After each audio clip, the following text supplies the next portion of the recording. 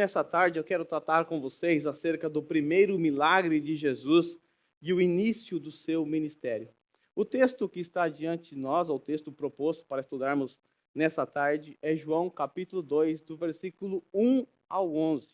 Trecho este que relata o primeiro milagre de Jesus e também marca o início do seu ministério terreno. No terceiro dia, houve um casamento em Caná da Galileia. A mãe de Jesus estava ali. Jesus e seus discípulos também haviam sido convidados para o casamento. Tendo acabado o vinho, a mãe de Jesus lhe disse: "Não temos mais vinho." Jesus respondeu: "Que temos nós em comum, mulher? A minha hora ainda não chegou."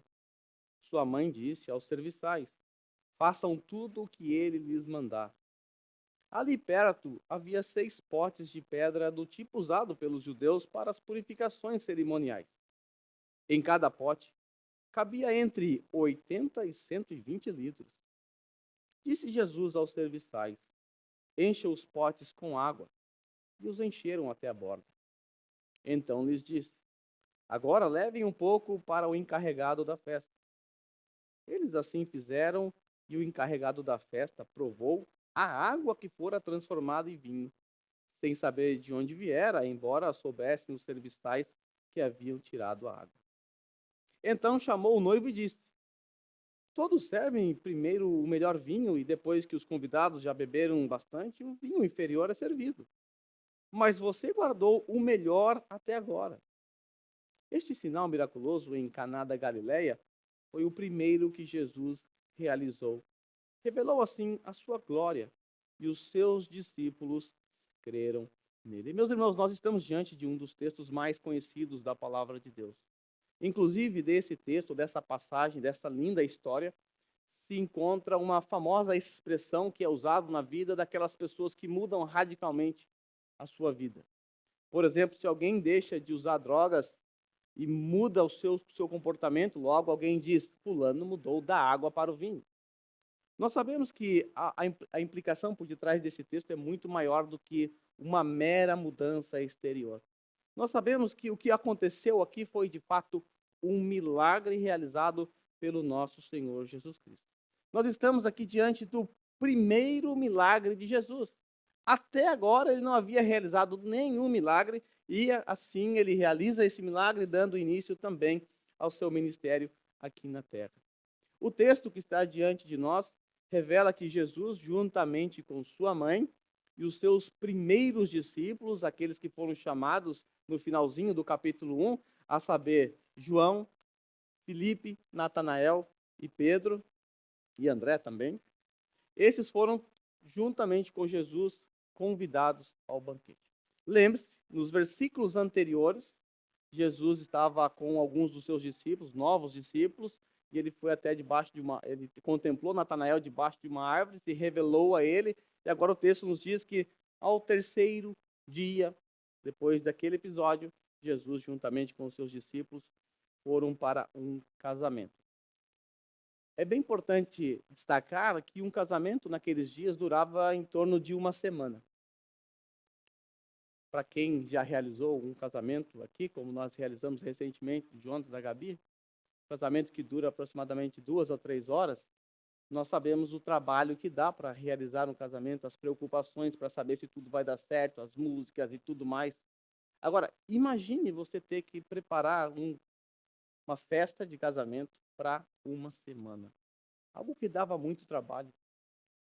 Era necessário calcular muito bem, porque se faltasse comida ou bebida, aquilo soaria como algo extremamente vergonhoso para o casal, para a família do casal. Era algo inadmissível, era uma falta de hospitalidade, caso isso ocorresse. Se tem algo que eles levavam muito a sério, era a questão da hospitalidade. Então, se faltasse bebida e se faltasse comida, era algo extremamente vergonhoso para aquela cultura. Talvez para a nossa cultura não, fazer o quê? Né? Jogar na acabou a comida. Apareceu mais gente do que eu esperava, não tem problema. Mas para aquela cultura as coisas não funcionavam assim. Tudo devia ser preparado com muita antecedência para que nada viesse a faltar. A festa mencionada por João, nela aparentemente tudo ia bem, tudo ocorria às mil maravilhas. E pelo que nós podemos perceber, o Senhor Jesus Cristo ele chegou próximo do fim da festa. Como nós sabemos? Porque a comida faltou, o vinho faltou. Então, pressupõe-se que Jesus não chegou no primeiro dia da festa, mas antes ele chegou já próximo do fim, quando estava já acabando e o vinho foi lá e acabou antes do tempo previsto. Mas estava indo bem, estava tudo tranquilo, até que surgiu um grande problema. Faltou o vinho. Nós temos então, nos versículos de 1 a 5, o problema apresentado. Um grande problema. O vinho acabou. Veja o que o texto nos diz. No terceiro dia, houve um casamento em Caná da Galileia. Né? O terceiro dia, como eu disse a vocês, após o encontro de Jesus com Natanael. Então, Jesus e os seus discípulos foram convidados para essa festa, juntamente com sua mãe, juntamente com os seus discípulos. E o texto aqui ele não nos mostra muitos detalhes. O objetivo de João, ao escrever essa história, ou relatar essa história, não era fazer o fuxico gospel, contar a história do casamento, o vestido, não era nada disso. Havia um propósito específico. E por conta desse propósito, João não gastou muito tempo aqui, ou não gastou nada, na verdade, para nos explicar os detalhes dessa festa. Mas pelo que nós podemos perceber, esse casamento certamente era de algum familiar de Jesus, de algum parente de Maria. Também alguns comentaristas chegam a deduzir, a acreditar, e muitos comentaristas, que Maria ficou responsável pela organização da festa. Ou ela era responsável direta, ou era uma das responsáveis pela festa.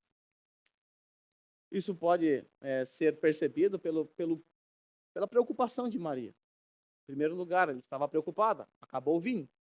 Em segundo lugar, ela dá uma ordem para os serviçais. Obedeçam a ele. Façam tudo o que ele mandar. Bom, quem era Maria? Apenas uma viúva. Vale lembrar, irmãos, que até aquele momento Jesus era apenas alguém que estava começando o seu ministério. No capítulo 1, João Batista era muito conhecido e famoso.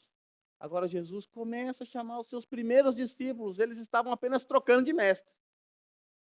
Então Maria não era ninguém importante naqueles dias. Como ela pode dar ordem às serviçais? Então, por conta disso, os comentaristas entendem que Maria cuidava também da organização da festa, até porque é bem provável que ela também fosse parente de quem estava casando. Mas estava indo tudo bem, tudo organizadinho, até que a notícia chegou aos ouvidos de Maria. O vinho acabou. No versículo 3 nós lemos, tendo acabado o vinho, a mãe de Jesus lhe disse, eles não têm mais vinho. Eles quem? Os noivos. Era uma responsabilidade dos noivos. Acabou o vinho. Era uma vergonha para eles. Por razões que nós desconhecemos, o vinho acabou. Não sabemos se foi mal calculado ou se apareceram alguns penetras, que sempre acontece. Comeram, beberam demais ou exageraram e faltou vinho. Essa é a questão. Como eu disse, faltar vinho ou faltar comida era um ultraje contra os noivos e familiares. Algo vergonhoso que ficaria para a história. Todos iam se lembrar disso. Que terrível problema. Que grande questão. Agora, como resolver isso? Nós vemos aqui no texto que Maria recorre a Jesus. Nós não sabemos o que Maria esperava de Jesus. Alguns vão achar que ela esperava que realmente ele realizasse um milagre, ou que ele tomasse alguma decisão de ir atrás. Nós não sabemos o que ela esperava de Jesus. Até aquele momento, Jesus não havia realizado nenhum milagre. Mas o fato é que ela recorre ao seu filho pedindo ajuda. Acabou o vinho, eles não têm mais vinho. E aí o Senhor Jesus Cristo dá uma resposta. E essa resposta até que é difícil de entender. Jesus diz assim, na NVI, que temos nós em comum, mulher? Se você comparar esse texto nas diversas versões que você tem aí na sua mão ou no seu celular, você vai ver que existem várias maneiras de interpretar esse texto. O problema é que nos faltam elementos para entender exatamente o que ele queria dizer com isso. Agora, eu quero, antes de mais nada, antes de entrarmos nos detalhes dessa frase de Jesus, é preciso entender que Jesus não foi rude com sua mãe, como pensam alguns. Eu vi uma versão, uma tradução, e nessa tradução Jesus estava sendo muito áspero, faltando com educação para com a sua mãe, ao chamá-la de mulher. Bom, chamar alguém de mulher hoje pode ser desrespeitoso. Quando eu era criança, se eu falasse para minha mãe, se minha mãe falasse, pega um copo d'água para mim, por que mulher? Corre, senão eu ia ficar sem dente. Porque era uma falta de respeito. Mas naquela cultura isso era algo cortês. Não é a primeira vez que Jesus chama alguém de mulher. Vale lembrar que no capítulo 4, ele também chamou a mulher samaritana de mulher. Alguns dizem, não, Jesus aqui deveria estar um pouquinho irritado com a sua mãe, porque ela estava apressando, estava empurrando ele para fazer alguma coisa, para tomar uma atitude. Então ele estava irritado com a sua mãe. Bom, quando nós recorremos a João capítulo 19, versículo 26, nós temos uma imagem sublime de uma mãe aos pés da cruz do seu filho que está prestes a morrer. Não há nenhum motivo para Jesus estar irritado com sua mãe.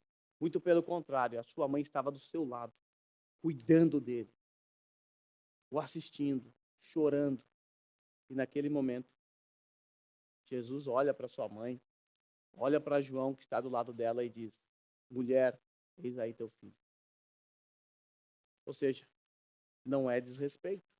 Até porque, se o nosso Senhor Jesus Cristo faltasse com respeito com a sua mãe, ele se tornaria um transgressor, um pecador, estaria quebrando ele, violando o quinto mandamento, que nos manda honrar pai e mãe. Então, tire da sua mente essa ideia de que Jesus faltou com respeito com a sua mãe por chamá-la de mulher. Não é essa a questão. Ele estava, na verdade, sendo cortês. Mas o que Jesus quis dizer, ou o que ele queria que a sua mãe entendesse? O que ele queria mostrar para a sua mãe?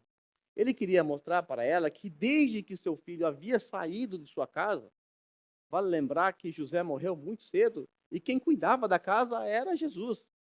É ele que sustentava a sua mãe através do seu serviço de carpintaria. Ele cuidava da sua mãe. Mas alguns meses atrás, mais ou menos uns 6 meses, o Senhor Jesus saiu. Lembra que ele foi lá no Rio Jordão? No primeiro dia, João Batista fala alguma coisa para ele, é o Cordeiro de Deus que tira o pecado do mundo. Depois, no segundo dia, Jesus está por ali andando e chamando os seus discípulos. Então, o Senhor Jesus queria mostrar para sua mãe que desde que ele tinha saído de sua casa, algo tinha acontecido que tornaria o relacionamento dos dois diferente. Tornaria o relacionamento de mãe e filho diferente. Jesus havia ficado em silêncio em Nazaré por longos anos. Esse episódio aconteceu quando Jesus tinha aproximadamente 30 anos. Né? Muito tempo se passou. Jesus ficou em silêncio. Ele não se apresentou publicamente. Mas agora Jesus estava prestes a dar início ao seu ministério terreno e tudo, inclusive os seus laços familiares, estaria agora subordinado a isso, a essa missão. Nós temos uma transição e Maria precisava entender isso. E pelo que nós podemos perceber no texto, ela entendeu muito bem. Porque a resposta dela foi, faça o que ele está mandando. Faça o que ele quiser, o que ele mandar. É ele que está no controle, não sou eu que estou no controle. Até aquele momento, Maria, se os comentaristas estão certos, ela era a responsável pela festa. Ela estava no controle de tudo. E agora ela estava dando ordem ao seu filho, ou pedindo para que ele fizesse alguma coisa. E Jesus mostra a ela que, na verdade, ele está no controle de tudo. Lembre-se, até aquele momento, Jesus cuidou da sua mãe, com o seu trabalho de carpintaria. Agora Jesus seguiria o plano de Deus pelo qual foi enviado a este mundo. Ele veio para ser o quê? O carpinteiro? O filho de Maria somente? Não, nós sabemos pelas palavras de João Batista no capítulo anterior que ele veio para ser o Cordeiro de Deus que tira o pecado do mundo, inclusive o pecado de Maria, para a tristeza de muitos católicos. Jesus, ele continuou sim preocupado com a sua mãe. Continuou amando, continuou preocupado com a provisão dela, inclusive lá na cruz, quando ele diz para João, eis aí a tua mãe, ele está preocupado com o cuidado, com o sustento, A partir daquele momento, João assumiria Maria como sua mãe. Então, Jesus não deixou de amar a sua mãe. Só que o relacionamento deles agora tinha que mudar. Agora, ela precisava entender que Jesus não era somente o seu filho. Jesus agora é o seu Senhor. E é Ele quem sabe quando e como realizar algo. Não é Maria e ninguém mais. Somente Jesus. Ele que toma as decisões. Ele que dirige a sua vida. Ninguém decide por ele. Ao que nós podemos perceber, como eu disse, Maria entendeu muito bem pela resposta que ela deu. Certamente, Maria, nessa ocasião, deve ter se lembrado das palavras de Jesus quando, com 12 anos, ele ficou no templo, né? Lembre-se que, você deve se lembrar que eles foram para o templo para adorar. Voltando para casa, Maria e José chegam lá, cadê Jesus? E a viagem era muito longa. E aí eles voltam para o templo para buscar Jesus. Foram alguns dias para essa viagem acontecer, ir e volta. Talvez você pense que Maria e José eram desnaturados, né? Como é que você esquece um filho, né? Esqueceram de mim 5, né? Macaulay Culkin. Não é nada disso. A partir dos 12 anos, a criança, de acordo com a lei judaica, era considerado um filho da lei. Isso significa que ele era responsável pelos seus atos e podia até morrer, caso violasse a lei. Então, os adultos iam no seu grupo e os de 12 anos para cima iam também no seu grupo. Então, eles iam separados, né? Por isso que eles não se encontraram. Chegaram em casa, Jesus não está, vamos voltar para ver onde ele está. Foram para o templo, não tinha celular para ligar, foram para o templo e lá encontraram Jesus ensinando. Aí Jesus dá uma resposta para Maria, assim, para Maria e para José. Não sabeis que me cumpria estar na casa do meu pai? Vocês não sabiam disso? Eu sou filho de vocês. Mas existe um pai maior do que vocês. E eu estou na casa do meu pai. É algo natural para mim. Jesus estava, então, transformando o relacionamento íntimo entre mãe e filho no relacionamento de uma pecadora com o seu Salvador. Esse é o fato. Sem perceber também, Maria estava impulsionando, empurrando o seu filho para fazer algo, sem ela perceber. Ela estava pedindo para ele fazer algo que culminaria com a morte do seu filho. Os milagres de Jesus geravam no coração dos religiosos daquele tempo ira, raiva. Ao invés de adorar a Deus, ao invés de reconhecê-lo como Deus, não, eles ficavam com raiva. Os discursos de Jesus geravam essa raiva no coração deles, mas também os milagres. Quando nós olhamos a história, o relato da ressurreição de Lázaro, que foi o último milagre relatado por João nesse livro, um milagre espetacular. Um homem que estava 4 dias numa sepultura voltou a viver. Algo que deveria gerar fé nos corações das pessoas que estavam à volta, inclusive dos religiosos. Mas não foi isso que aconteceu. Eles ficaram irritados com isso e fizeram uma reunião. Quando nós lemos o capítulo 11, versículo 47 e 48, eles se reúnem e dizem assim: o que estamos fazendo? O que é que nós estamos fazendo? Perguntaram eles. Aí está esse homem realizando muitos sinais miraculosos. Se o deixarmos, todos crerão nele. E então os romanos virão e tirarão tanto o nosso lugar como a nossa nação. O que é que nós estamos fazendo? Vamos continuar aí, deixando ele realizar todos esses milagres? Mas qual é o problema? O problema é que estão crendo nele. A ira deles foi tão perversa e terrível que eles chegaram a planejar a morte do coitado do Lázaro, que foi ressuscitado, não tem nada a ver com a história. Eles tentaram até mesmo matar Lázaro. Veja, capítulo 12, versículo 10 e 11. Assim, os chefes dos sacerdotes fizeram um plano para também matar Lázaro. Por quê? Pois por causa dele, muitos estavam se afastando dos judeus e crendo em Jesus. Maria não sabia disso. E sem saber, ela não sabia o que Jesus ia fazer, sem saber, com o seu pedido, ela estava pedindo para Jesus dar início ao seu ministério através de um sinal. Nós sabemos que o ministério terreno de Jesus foi marcado por milagres. Muitos milagres, muitos sinais. João chega a dizer, lá no final de maneira hiperbólica, e se ele fosse escrever ou relatar todos os milagres, os feitos de Jesus, não caberia em todos os livros do mundo. Mas ele escolheu 7. 7 sinais ou 7 milagres que revelam a glória de Deus.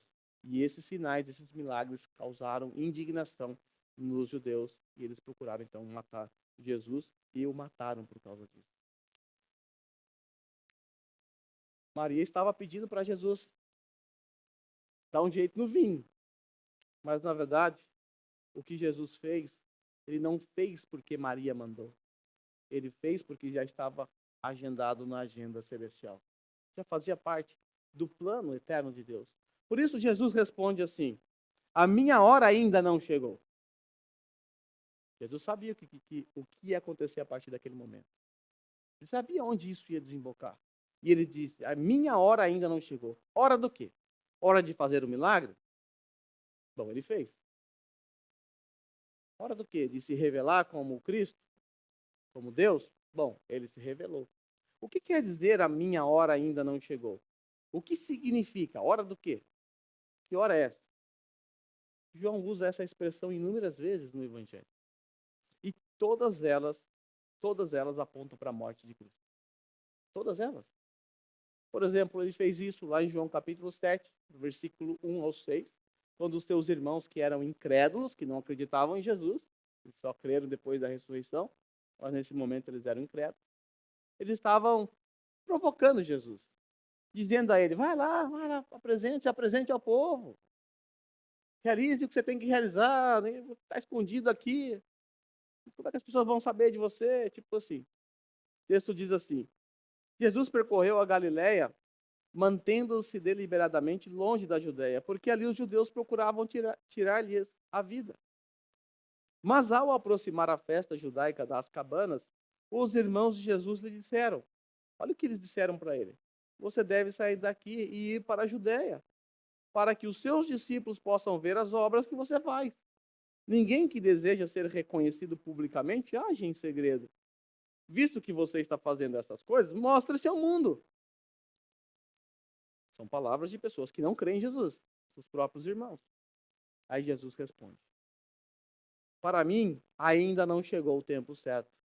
Para vocês, qualquer tempo é certo. Também em João capítulo 7, versículo 30. Então tentaram prendê-lo, mas ninguém lhes pôs a mão, porque a sua hora ainda não havia chegado. O mesmo ocorre em João 8, 20. Ele proferiu essas palavras enquanto ensinava no templo, perto do lugar onde se colocavam as ofertas. No entanto, ninguém o prendeu, porque a sua hora ainda não havia chegado. Então, essa hora que Jesus menciona aqui é a hora da sua morte. Ele sabia que ao dar início ao seu ministério era um caminho sem volta.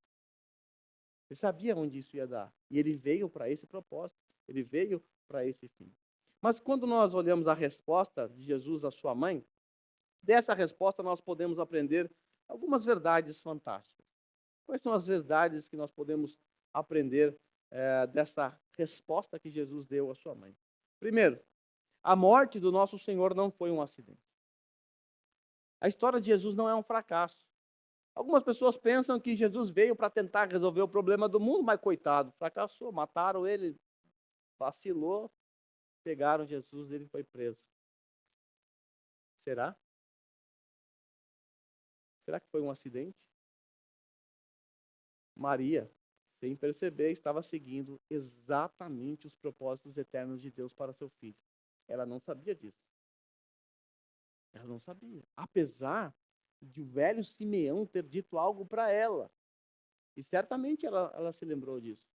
Quando Jesus nasceu e foi apresentado no templo, o velho Simeão disse algo a Maria que deve ter ecoado em sua mente lá na cruz, quando ela viu seu filho. Simeão disse a ela: este menino está destinado a causar a queda e o surgimento de muito Israel, a ser um sinal de contradição, de modo que o pensamento de muitos corações será revelado. Ele se vira para Maria e diz assim: quanto a você, uma espada atravessará sua alma. Certamente Maria sentiu isso.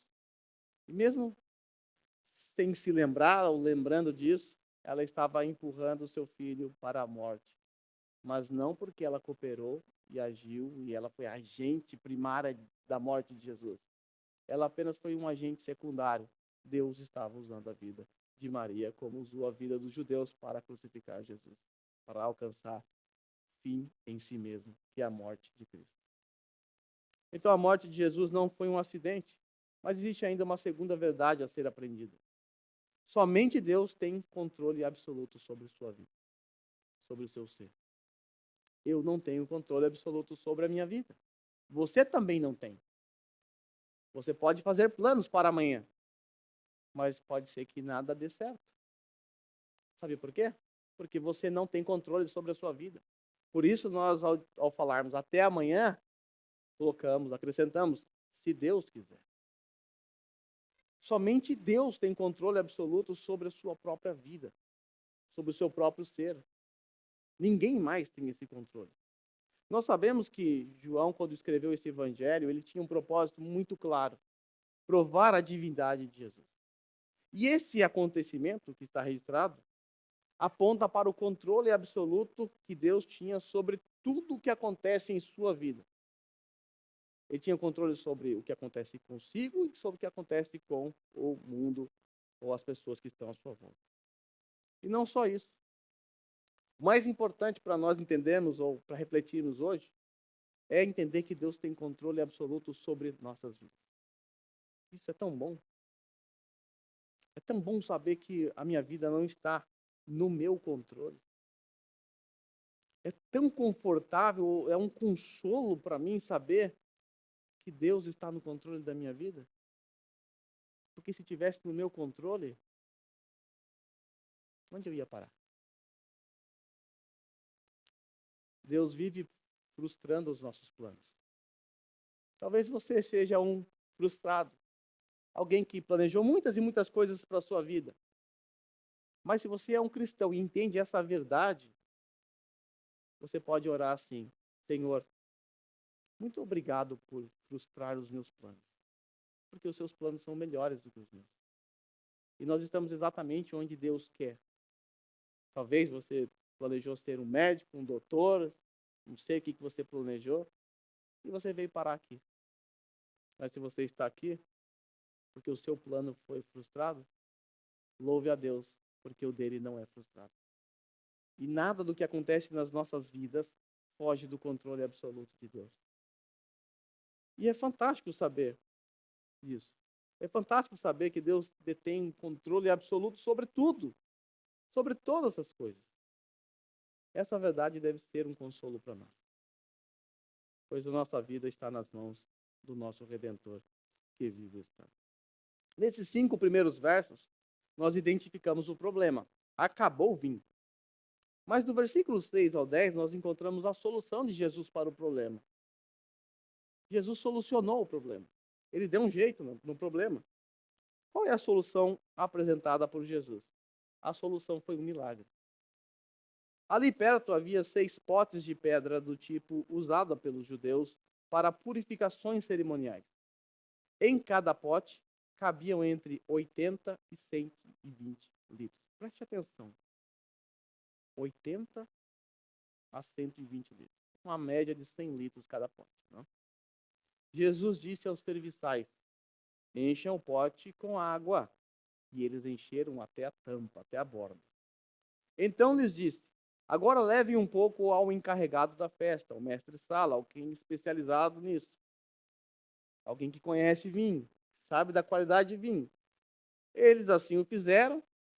O encarregado da festa provou a água que fora transformada em vinho. Ele não sabia o que tinha acontecido. Só chegaram com um vinho para ele provar. Agora vamos começar a servir esse vinho. Vou provar. Era costume. Mas o texto diz que os serviçais sabiam. Os serviçais, eles tiraram a água do poço, quase 100 litros, então imagine o trabalho que deu. E tiraram, obedeceram a ordem de Jesus e levaram um pouco disso para o mestre-sala. O mestre-sala, quando ele experimentou aquele vinho, o texto não diz isso, mas certamente foi o melhor vinho da vida dele. porque foi o próprio Senhor Jesus Cristo que havia feito. Então ele chama o noivo e diz: espera aí, tem alguma coisa estranha nessa festa. Todos servem, a regra é clara, Arnaldo. Todos servem o primeiro vinho melhor, o vinho bom, lá no começo da festa. Depois as pessoas vão bebendo muito, vão perdendo noção, vão ficando alegres, então serve qualquer coisa que passa. Nem percebem. Mas você serviu o melhor vinho primeiro. Você guardou o melhor até agora. Não faz sentido. A festa está acabando. Já tinha que ter dado esse vinho antes. Certamente o vinho que foi servido antes era um vinho bom. A festa foi de acordo com o padrão. O vinho bom foi servido. Agora imagine o vinho que Jesus transformou. Era um vinho melhor do que aquele. Né? Fez com que aquele vinho anterior parecesse ruim. A solução de Jesus foi espetacular. Foi um milagre. Jesus transformou a água em vinho. A gente não dá muito valor para esse tipo de milagre aqui, esse primeiro milagre. Por quê? Porque depois a gente vai lendo a Bíblia e encontra lá a ressurreição de Lázaro. Fala, oh, isso sim é um milagre. Nós ficamos espantados com aquilo, afinal estava morto. E parece que assim, transformar água em vinho é uma coisa simples, simplória. Tem até falsos mestres que imitam isso aí, né? Mas você já parou para pensar no que Jesus fez naquele dia? Vamos pensar o que é preciso acontecer para você ter um vinho digno do elogio de um mestre sábio. O que é preciso acontecer para você ter um vinho bom? Não sangue de boi, né? É preciso, antes de mais nada, que você prepare o solo para o plantio. Você tem que adubar, você tem que cuidar. Aí você vai lá e planta a semente ou a muda. Essa videira, depois de um tempo, não é da noite para o dia, vai demorar um tempo, ela vai crescer. Ela precisa ser cuidada, ela precisa ser protegida. As pragas não podem ter acesso a ela. Você vai proteger, vai cuidar, vai fazer tudo que está ao seu alcance.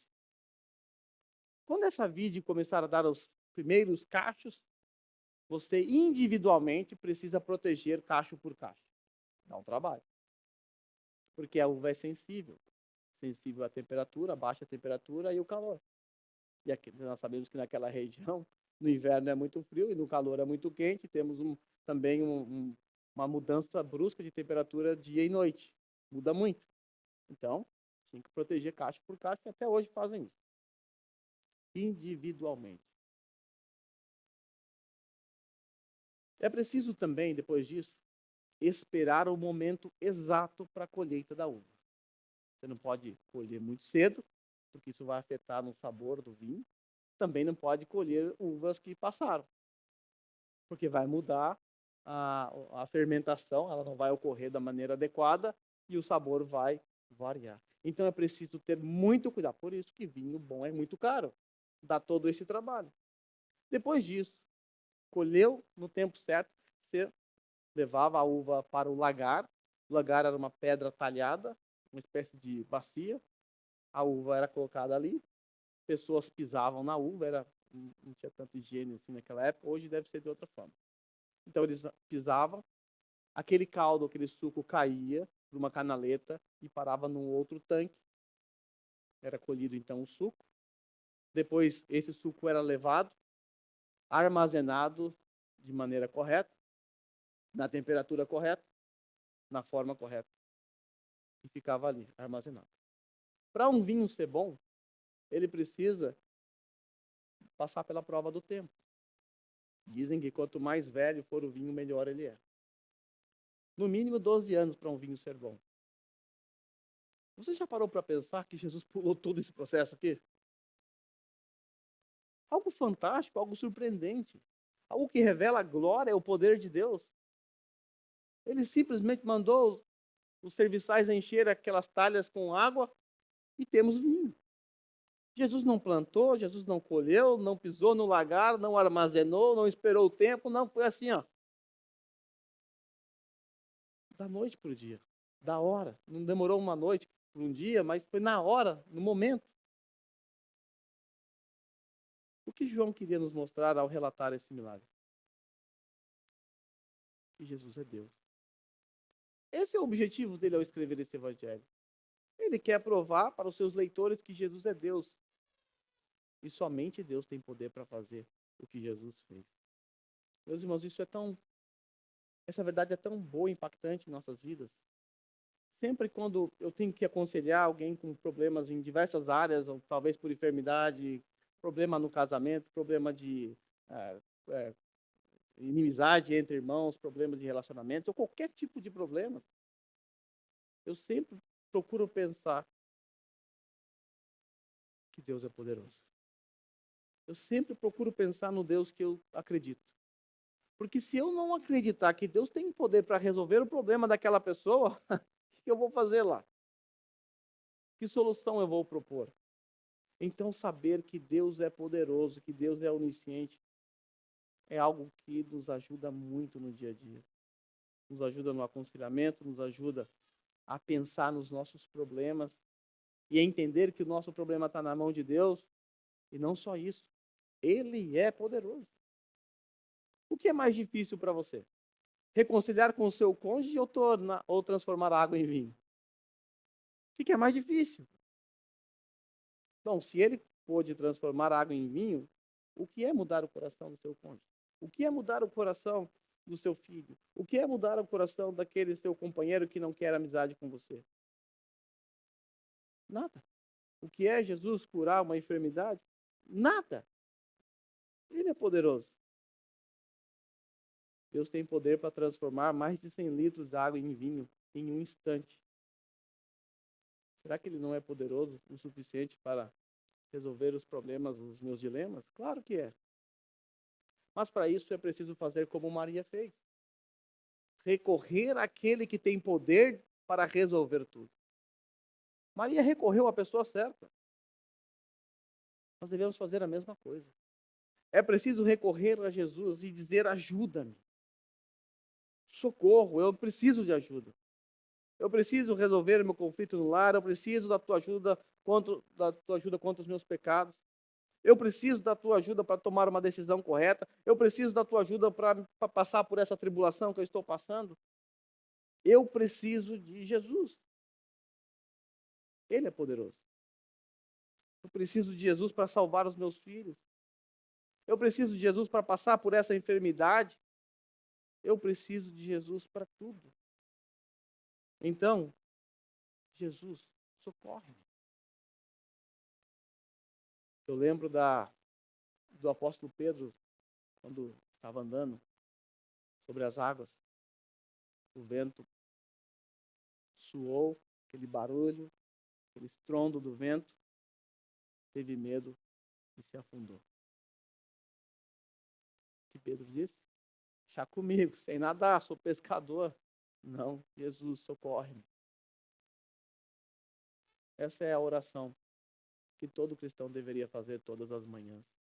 Senhor, acabou de começar mais um dia. Não tenho força, nem tenho vontade. Mas, Senhor, socorre-me, me ajude, me dê força. Verdades que nós aprendemos desses versos. Primeiro, somente Deus é a solução. Nós não devemos encontrar a solução em outras coisas, ou em outras pessoas, ou em ciência, ou qualquer coisa que seja. A solução para o cristão sempre está em Deus, em sua palavra. Fora disso, não há solução para nós. O mundo oferece, entre aspas, a sua solução. Mas será que essa solução é a solução dada por Deus na sua santa palavra? Então, lembre-se, somente Jesus é a solução para os nossos dilemas. Segundo, somente Deus pode realizar os milagres que Jesus fez. Ninguém pode fazer o que Jesus fez, somente Deus. João queria provar para nós que Jesus é Deus, então ele percebeu a divindade de Jesus nesse milagre e escreveu. Então, quando nós olhamos para esse texto, nós somos informados de que o Deus, Jesus que nós adoramos, é Deus. E por último, é um consolo saber que Deus é onipotente. É um consolo saber que o nosso Deus é poderoso. É um consolo saber que ele pode transformar a água em vinho, que ele pode ressuscitar alguém dos mortos, que ele pode expulsar os demônios, que ele pode curar os enfermos. É um consolo. Seguimos a um Deus que tem poder, de verdade. De verdade. Mas agora quero olhar para o último versículo, versículo 11, e vamos tratar acerca do propósito desse sinal. João diz assim: este sinal miraculoso, em Caná da Galileia, foi o primeiro que Jesus realizou. Revelou assim a sua glória e os seus discípulos creram nele. O apóstolo João, de propósito, ele escolheu a palavra sinal. Lá no capítulo 20, versículo 30, ele diz que Jesus realizou sinais na presença dos discípulos. Ele poderia simplesmente dizer milagres, porque basicamente é a mesma coisa. Ou sinais, maravilhas, que também seria a mesma coisa. Mas João escolheu de propósito a palavra sinal para descrever os milagres de Jesus. Por quê? Porque sinal aponta para o propósito dos milagres. Sinal aponta para uma direção. Você veio para cá hoje, passou por vários sinais. Não vire, vá reto, tomaré. Sinais apontam para direções. E esses sinais, ou os sinais que João escolheu, apontam diretamente para Cristo. Então, João sabiamente escolheu essa palavra. Mas a grande questão é por que Jesus teve que realizar milagres? Ele poderia passar muito bem o seu ministério, ir para a cruz e morrer, não mudaria em nada na nossa salvação. Se Jesus nascesse, vivesse uma vida comum e só se revelasse no dia da sua morte, fosse para a cruz e morresse, estava tudo pago. Porque nós não fomos salvos pelos milagres que Jesus realizou. Nós somos salvos pelo seu sangue. Não mudaria nada. Mas por que Jesus teve que realizar milagres? Por que milagres foram necessários na vida de Jesus? E aqui eu quero olhar com vocês acerca dos propósitos deste milagre e de todos os outros milagres, evidentemente. Em primeiro lugar, esse milagre aqui, em especial, ele aponta para o início do ministério de Jesus, como nós já vimos. Até o presente momento, Jesus não havia realizado nenhum milagre, nenhum sinal. Esse foi o primeiro milagre, o primeiro sinal de Jesus. Eu sei que se você ler alguns livros apócrifos acerca da história, da infância de Jesus, você vai encontrar algumas histórias até bonitas, românticas. Tem uma história, por exemplo, de que Jesus, quando era criança, estava brincando com barro, ele fez uma pombinha e a pombinha voou. Tem uma história que Jesus, quando criança, ressuscitou um amiguinho que tinha morrido. É tudo bonito isso aí, mas não está na Bíblia. A Bíblia claramente nos diz que Jesus teve início no seu ministério com esse primeiro milagre. É o primeiro milagre. 30 anos se passaram, aí então nós temos o primeiro milagre. Então, nós temos o início do ministério terreno de Jesus. Em segundo lugar, sinais servem para autenticar a autoridade do Messias. Quando nós olhamos para o Antigo Testamento, é isso que nós vimos, ou que nós vemos. Por exemplo, quando Deus convoca Moisés para libertar o povo, Moisés está um pouquinho receoso, não sabe falar direito. Vai chegar diante do faraó, vai falar o quê? Deixa meu povo sair? Com que autoridade eu vou falar isso? Então, para revelar a autoridade de Moisés, ou para dar autoridade a Moisés, Deus manda ele realizar alguns sinais. Joga um cajado no chão, vira a serpente, pega a mão, lepra, volta, vai lá. Tinha mais um terceiro sinal, mas nem foi necessário. Sinais autenticam a autoridade de alguém. Autenticava também a autoridade dos profetas na antiga aliança, como de Elias, por exemplo, como de Eliseu. Nós vemos milagres nas vidas deles. Quando nós olhamos também para os apóstolos, a mesma realidade recai sobre eles. A necessidade de realizar sinais e maravilhas para autenticar a autoridade deles. E foi exatamente isso que eles fizeram. Eles precisaram realizar milagres para autenticar a sua autoridade. Nós percebemos no começo do Novo Testamento que os discípulos de Jesus, os apóstolos de Jesus, eles foram, depois de serem comissionados para ir anunciar o evangelho, com uma promessa de que os sinais seguiriam os que creem, eles foram, e de fato nós percebemos que os sinais seguiram os apóstolos. Está lá Pedro e João andando na porta formosa, no templo, tem um coxo. O coxo nem queria ser curado, só queria esmola, não estava nem na esperança de ser curado. Pedro não perguntou para ele, você tem fé? Simplesmente foi lá, o que eu tenho te dou, levanta e anda. Nós percebemos também o apóstolo Paulo curando ou ressuscitando um rapaz que estava dormindo no sermão dele, caiu da janela, patifou no chão, veio a óbito. Então, dormir no sermão é perigoso, irmãos. Fica a dica para vocês. Tá? Toma cuidado aí. Fica longe da janela. Se for dormir, mantenha a distância das janelas. Mas o apóstolo Paulo desceu, resolveu o problema. Curou. Mas quando nós olhamos para o finalzinho do Novo Testamento, nós percebemos que esses sinais começaram a parar de seguir os apóstolos. Por quê? Falta fé? Não. Porque os sinais haviam cumprido o seu propósito, a autenticar a autoridade dos apóstolos.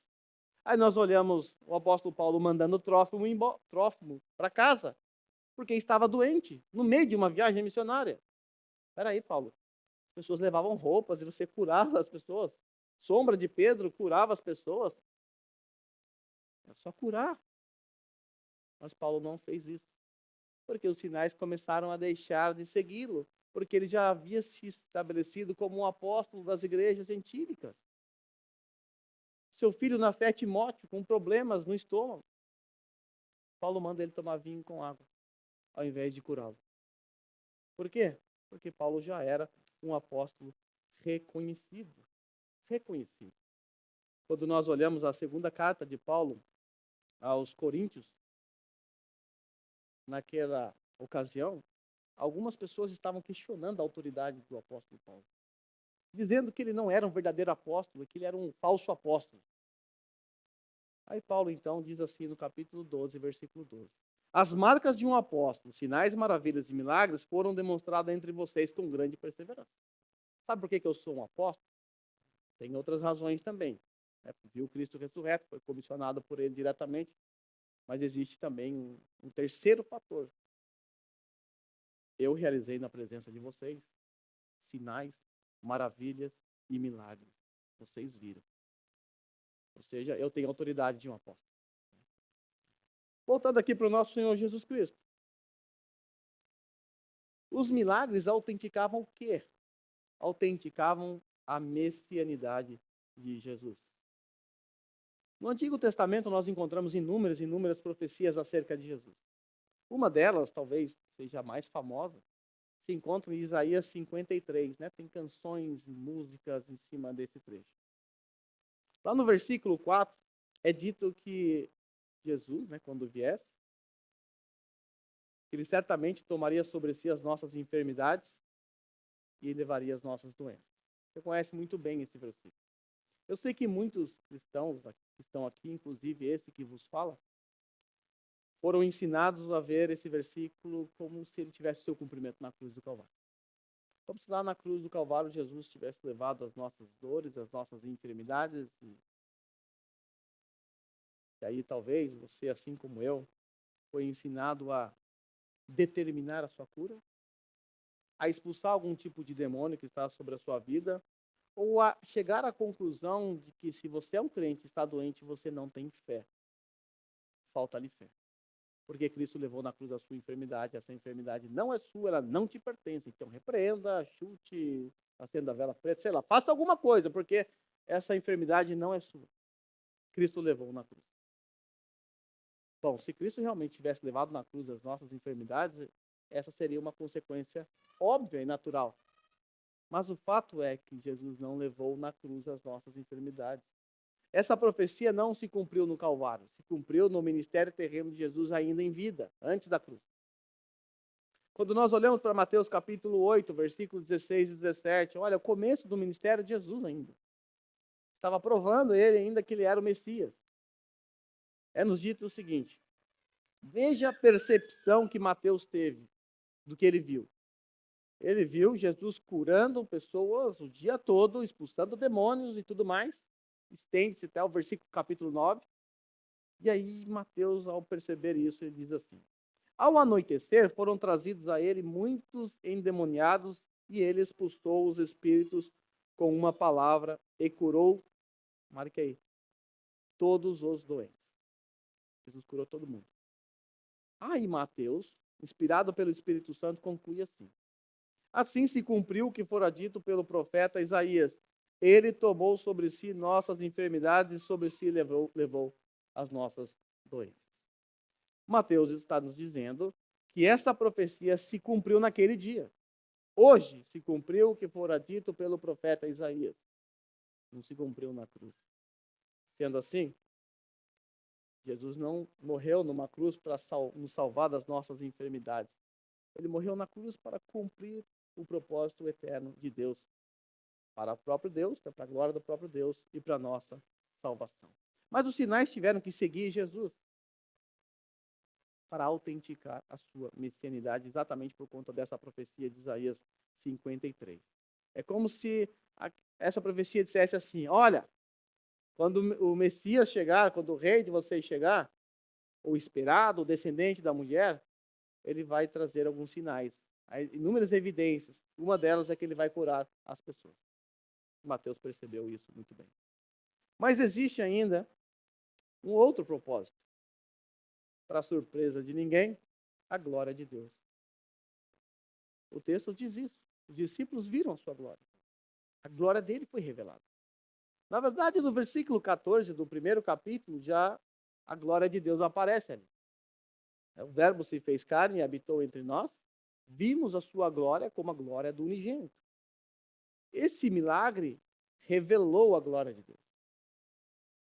E a glória de Deus em João aponta para a divindade de Jesus. No Antigo Testamento, nós percebemos, através de inúmeros e inúmeros relatos, que Deus revelou a sua glória ao povo através de inúmeros e inúmeros sinais miraculosos. Por que o Antigo Testamento é marcado por tantos milagres? Principalmente no comecinho. Principalmente na parte em que o povo está sendo liberto de Israel. Liberto do Egito. O povo de Israel está sendo liberto. Por quê? Porque aquele povo não conhecia a Deus mais. Muito tempo longe. Umas 5 gerações ou mais. Acostumaram com os deuses do Egito. Agora Deus precisa se revelar a eles. E Deus faz o quê? Abre o mar, manda 10 pragas, manda codornizes, manda maná. É água que sai da rocha. Deus estava se revelando ao seu povo através de sinais, através de milagres. João tenta provar para nós, os seus leitores, que Jesus é Deus. Por isso, ele selecionou 7 milagres que revelam a glória de Jesus. Nós não podemos nos esquecer que tudo que Deus faz, ele faz para a sua própria glória. Isso não está aqui em xeque. É inegociável. Tudo que Deus faz, ele faz para a sua própria glória. E nós? E nós, os filhos dele? Fazemos o quê? Também somos convocados a viver, não para a nossa própria glória, mas para a glória dele. Qual é a resposta da primeira pergunta do Catecismo Puritano? Qual é o fim principal do homem? Sei que a gente pode ouvir um coro. O fim principal do homem é glorificar a Deus e deleitar-se nele para sempre. Essa é a finalidade. Esse é o propósito de você ter sido criado. Esse é o propósito pela qual Cristo te chamou, para que você viva para a glória dele. Muitas pessoas pensam que glorificar a Deus é algo restrito ao culto público. Domingo eu vou lá para a igreja para glorificar a Deus. Mas, na verdade, tudo que o crente faz, ele deve fazer para a glória de Deus.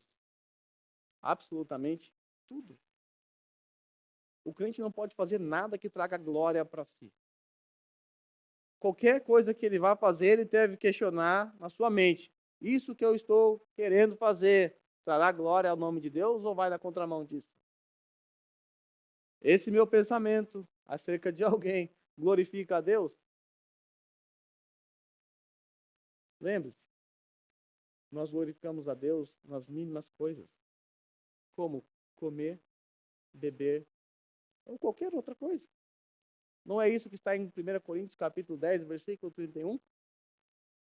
Assim, quer vocês comam, bebam, façam qualquer outra coisa, façam tudo para a glória de Deus, porque o fim principal do homem é viver para a sua glória, a glória de Deus. Mas também esse sinal foi dado para gerar fé nos discípulos. É o que o texto diz no finalzinho. Os seus discípulos creram.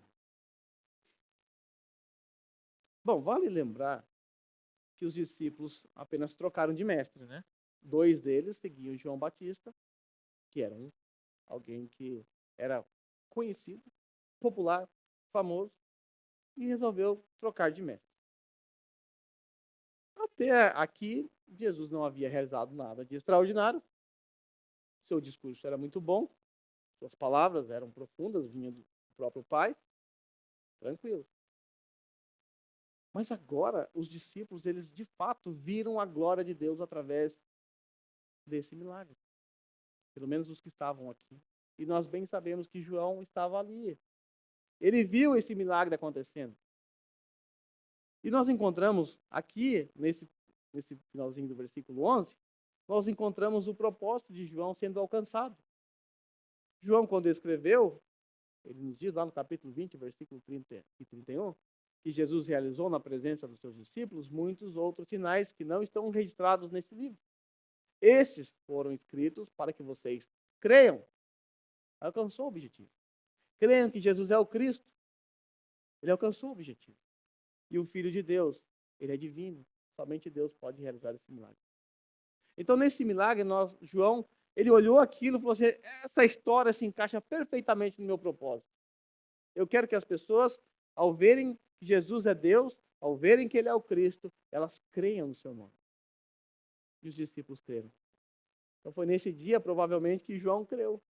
Foi nesse dia que os discípulos entenderam de fato quem é Jesus, apesar de, no capítulo anterior, Natanael já ter reconhecido de alguma forma a divindade de Jesus, quando ele o viu debaixo da figueira sem estar presente.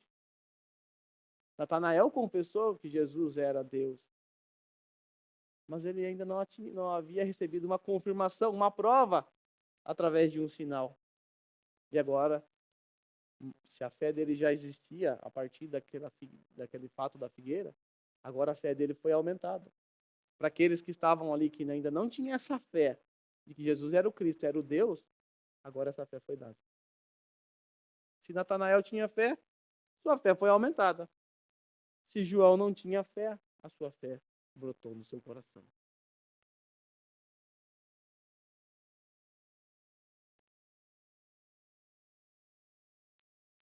A grande questão é, e você, diante desse sinal, desse milagre de Jesus? Você consegue perceber o quanto o nosso Deus é glorioso? Eu sei que para a gente é um pouco mais difícil, porque você não estava lá em Caná da Galileia. Você não estava lá em Betânia, quando Lázaro foi ressuscitado. Você não estava lá. Você não viu com seus próprios olhos. Talvez seja difícil para a gente olhar para um texto como esse e enxergar ou vislumbrar a glória de Deus. Mas esse texto foi escrito exatamente para esse propósito. Para que nós que não estávamos naquela festa, pudéssemos hoje ler esse texto e dizer, ele é glorioso. Ele merece toda a glória. Como eu disse, na antiga aliança, Deus se revelou ao seu povo através de inúmeros sinais. Agora, Jesus Cristo, no Novo Testamento, está fazendo a mesma coisa. Ele está se revelando ao seu povo. Ele está se revelando a nós hoje. Está se revelando a nós como todo-poderoso, como Criador dos céus e da terra.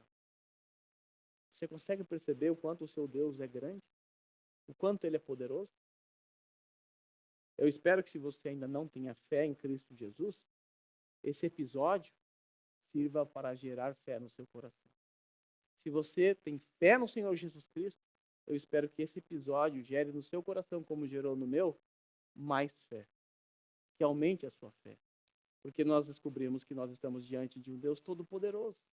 um Deus que detém um controle sobre todas as coisas, e um Deus que é capaz de transformar 100 litros de água em 100 litros de vinho da melhor qualidade, pulando todo o processo. Ouça, irmãos, Deus poderosamente livrou os israelitas do jugo do faraó no Egito com grande poder. Deus enviou 10 pragas. Tudo isso diante dos olhos deles. Eles viram, eles contemplaram isso. Eles viram o Mar Vermelho se abrindo de maneira poderosa. Eles viram o maná caindo do céu e se alimentaram com aquilo. Reclamaram depois, codornizes, comeram à vontade. Milagre. Os israelitas no pé do monte tremeram de medo. Quando aquela montanha balançou, tremeu, aquele terremoto, eles ficaram aterrorizados com a presença de Deus. Até pediram para que isso nunca mais acontecesse. Veja quantas memórias o povo de Israel tinha acerca de Deus. Muitas memórias. Nós não temos esse tipo de memória. Nós não estávamos lá. Talvez você pense, eu não dou tanto valor à glória de Deus assim, porque eu não vi nada disso. Eles viram. Mas sabe o que eles fizeram? Se esqueceram. Eles começaram a murmurar contra Deus. Chegaram até a sentir saudades das cebolas do Egito. Que lástima. Eles se esqueceram de quanto glorioso é o Deus que os libertou, que os havia libertado do Egito. Mesmo diante de tantos sinais, nem entraram na terra prometida. Porque reclamaram, porque murmuraram, porque faltou fé quando os espias foram enviados. Deus havia abrido o Mar Vermelho, que é uma nação inimiga para ser derrotado, nada perto de um Deus poderoso. Mas eles se esqueceram. Agora, se eles que viram tudo isso se esqueceram, imagine nós. Quão fácil é para nós nos esquecermos dos feitos de Deus. Quão fácil para nós é sofrer uma amnésia espiritual. Fácil? Fácil. E quando essa amnésia acontece, nós cometemos os mesmos pecados que os israelitas cometeram. Como idolatria, descontentamento, murmuração, desprezo para com Deus e etc. Um texto como esse, irmãos, serve para aumentar a nossa fé. Esse texto nos revela um pouco de quem Deus é. Um pouco. Esse sinal revela um pouco do que Deus é. E já é muito para nós esse tanto de revelação e já é suficiente. Por vezes nós nos esquecemos que o nosso Deus é o Todo-Poderoso, que Ele é onipotente. E aí nós então tentamos resolver os nossos dilemas, as nossas aflições, na força dos nossos braços. Quão tolos nós somos. Quando você estiver passando pelo vale da sombra da morte, lembre-se dele. Ele tem poder para te tirar disso. Ou tem poder para te fortalecer para que você passe por essa terrível tribulação. Você veio aqui hoje, no domingo, dia do Senhor, para adorá-lo. Mas a grande questão é, você já parou para pensar quem é o Deus que você adora? Quem é o Deus que você adora? Quanto você conhece dele? O quanto majestoso ele parece para você? Como soam os atributos de Deus nos seus ouvidos? Você veio aqui para adorá-lo. Mas quem é Deus para você? Quem é o Deus que você adora? Essa é uma pergunta fundamental e ela precisa ser respondida no nosso coração. Sabe quem é o nosso Deus? Nosso Deus é o Senhor. Ele é o Yahvé. É o Deus registrado nas páginas do Antigo Testamento, é o Deus que libertou o povo do Egito. O nosso Deus é todo-poderoso. Ele tem todo o poder sobre tudo, sobre todas as coisas. O nosso Deus, ele é soberano. Isso significa que ele tem um controle absoluto sobre tudo, inclusive sobre a sua vida. Esse nosso Deus, o qual adoramos, ele é rico em misericórdia. Ele derramou sobre cada um de nós a misericórdia dele. Porque bem sabemos que nós estávamos condenados, mortos em nossos delitos e pecados. Mas Deus, que é rico em misericórdia, se agradou em nos salvar. Esse é o seu Deus. Esse é o nosso Deus. O nosso Deus, ele é tão poderoso que ele tem poder para salvar. Ele nos salvou. É um milagre. É um milagre da ressurreição. Nosso Deus é tão poderoso que ele derrotou a morte e o pecado. Que maravilha, que ótima notícia. O nosso Deus, ele é um glorioso Redentor e Rei. Ele é o Redentor, ele que pagou o preço da nossa redenção e ele é o nosso Rei. Como não adorá-lo? Como não entoar louvores ao nosso Deus? O nosso Deus é aquele que deixou o seu grande trono de glória para tão somente levar sobre os seus ombros a nossa culpa, a nossa transgressão. Por isso, Deus o Pai o exaltou. Deus o Pai o exaltou. Devemos fazer a mesma coisa. Deus o Pai o exaltou, ele deu um nome sobre todo nome. Somente no nome de Jesus encontramos salvação. Portanto, meus irmãos, nada é como ele. Nada é como ele. Ele é o grande eu sou. Eu quero, nesse momento, pedir a você que se coloque em pé, enquanto os irmãos da música, por favor, venham aqui à frente. Nós vamos cantar essa verdade que eu acabei de falar. Essas respostas que eu dei aqui estão na canção que nós vamos cantar agora. Nós vamos cantar uma música que fala acerca do Deus que adoramos. Então, se Deus revelou a sua glória a você, e se você se tornou um discípulo dele por ter crido nele, então cante com toda a força dos seus pulmões ao Deus que adoramos.